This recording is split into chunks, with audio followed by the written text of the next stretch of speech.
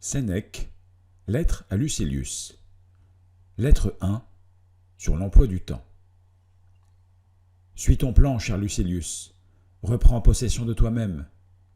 Le temps qui jusqu'ici t'était ravi ou dérobé, ou que tu laissais perdre, recueille et ménage-le.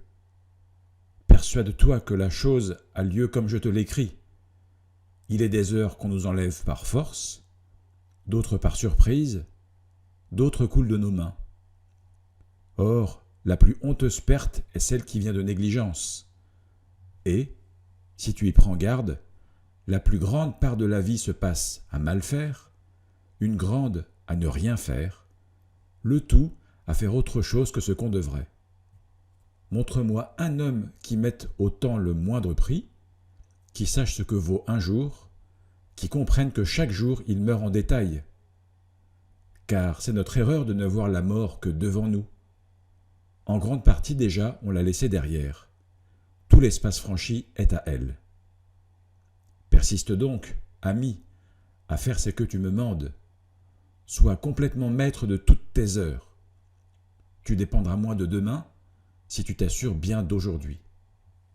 Tandis qu'on l'ajourne, la vie passe. Cher Lucilius, tout le reste est d'emprunt, le temps seul est notre bien. C'est la seule chose, fugitive et glissante, dont la nature nous livre la propriété. Et nous en dépossède qui veut. Mais telle est la folie humaine, le don le plus mince et le plus futile, dont la perte au moins se répare, on veut bien se croire obligé pour l'avoir obtenu. Et nul ne se juge redevable du temps qu'on lui donne, de ce seul trésor que la meilleure volonté ne peut rendre. Tu demanderas peut-être comment je fais, moi qui t'adresse ces beaux préceptes. Je l'avouerai franchement, je fais comme un homme de grand luxe, mais qui a de l'ordre. Je tiens note de ma dépense.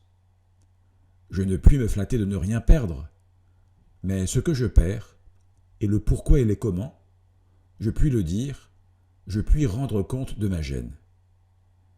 Puis il m'arrive comme la plupart des gens ruinés, sans que ce soit leur faute. Chacun les excuse, personne ne les aide. Mais quoi, je n'estime point pauvre l'homme qui, si peu qu'il lui demeure, est content. Pourtant, j'aime mieux te voir veiller sur ton bien, et le moment est bon pour commencer. Comme l'ont en effet jugé nos pères, ménager le fond du vase, c'est s'y prendre tard, car la partie qui reste la dernière est non seulement la moindre, mais la pire. Merci d'avoir écouté cette lettre et je vous invite à vous abonner à la chaîne YouTube pour recevoir les prochaines lettres.